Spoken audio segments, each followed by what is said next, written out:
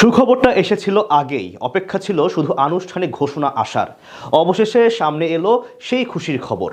প্রায় ১৬ বছর পর নতুন এক সুযোগ এলো টাইগারদের কাছে, যার অপেক্ষায় ছিল কোটি কোটি ক্রিকেট ভক্ত। বিশ্ব ক্রিকেটের বুকে নিজেদের শক্তিমত্তার জানান দেওয়ার মঞ্চই যেন তৈরি হচ্ছে লাল সবুজের প্রতিনিধিদের জন্য। আর নতুন করে তবে কি এমন সুখবর পেল টাইগার ক্রিকেট ভক্তরা, সেটাই জানবো রিপোর্টে। ঘরের মাঠে দাপুটের পারফরমেন্সের পর এবার বাইরের মাটিতেও নিজেদের আধিপত্য দেখানোর সুযোগ পাচ্ছে লাল সবুজেরা। প্রায় 23 বছর পর অস্ট্রেলিয়ার মাটিতে টেস্ট খেলতে যাচ্ছে টাইগাররা। দেশের ক্রিকেটে যখন এই উৎসবের আমেজ চলছে, তখন আরো এক সুখবর পেল বাংলাদেশ। সুযোগ এলো ক্রিকেটের আতুর ঘর খ্যাত ইংল্যান্ডে গিয়ে টেস্ট খেলার। দীর্ঘ 16 বছর পর আবারও ইংলিশদের মাটিতে গিয়ে সাদা জার্সিতে লড়াই করবে টাইগাররা। তাও আবার ম্যাচটি হবে ক্রিকেটের সবচেয়ে ঐতিহ্যবাহী ও মর্যাদাপূর্ণ ভেন্যু লর্ডসে। আইসিসি টেস্ট চ্যাম্পিয়নশিপের ফাইনাল লর্ডস থেকে ওভালে সরিয়ে নেওয়ার পরই কপাল খুলেছে বাংলাদেশের, যার ফলে প্রায় 16 বছর পর আবারও সাদা জার্সি গায়ে লর্ডসের মাটিতে মাঠে নামার সুযোগ পাচ্ছে লাল সবুজেরা। আগামী বছরে নিজেদের গ্রীষ্মকালীন সূচি প্রকাশ করেছে England and Wales Cricket Board. আর এই সূচি অনুযায়ী বাংলাদেশ ও ইংল্যান্ডের মধ্যকার একমাত্র টেস্ট ম্যাচটি অনুষ্ঠিত হবে 28 মে লর্ডসে। ম্যাচটি আইসিসি বিশ্ব টেস্ট চ্যাম্পিয়নশিপের অংশ না হলেও বাংলাদেশের জন্য ঐতিহাসিক মুহূর্তই বটে। এই ম্যাচের মাধ্যমে 2010 সালের পর প্রথমবার ইংল্যান্ডে টেস্ট খেলতে নামবে বাংলাদেশ। টেস্ট মর্যাদা পাওয়ার পর প্রথম 10 বছরে 2 দফায় ইংল্যান্ড সফর করেছিল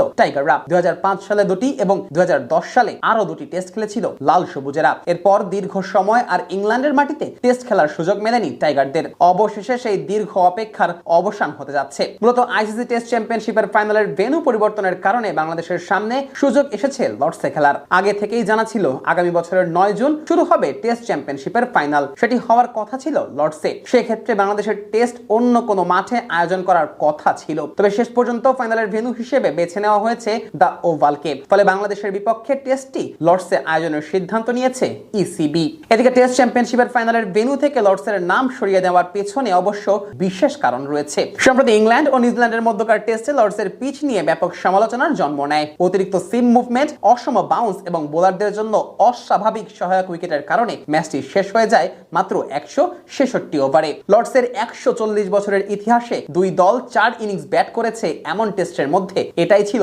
সবচেয়ে কম ওভারের ঘটনা। আর এরপরই আইসিসি সেই উইকেটকে অসন্তোষজনক আখ্যা দিয়ে একটি ডিমেরিট পয়েন্টও দিয়ে দেয়, যার প্রভাব গিয়ে পড়ে টেস্ট চ্যাম্পিয়নশিপের ফাইনালের ভেন্যু নির্বাচনে। আর কপাল খুলে যায় বাংলাদেশের। ফলে মাত্র কয়েক মাসের ব্যবধানে ইংল্যান্ডের বিপক্ষে 3টি টেস্ট খেলবে লাল সবুজেরা। আগামী ফেব্রুয়ারিতে বাংলাদেশ সফরে এসে 2টি টেস্ট খেলবে ইংলিশরা। মিরপুর ও চট্টগ্রামে আয়োজনের সম্ভাবনা থাকা সেই 2টি ম্যাচ অবশ্য টেস্ট চ্যাম্পিয়নশিপের অংশ।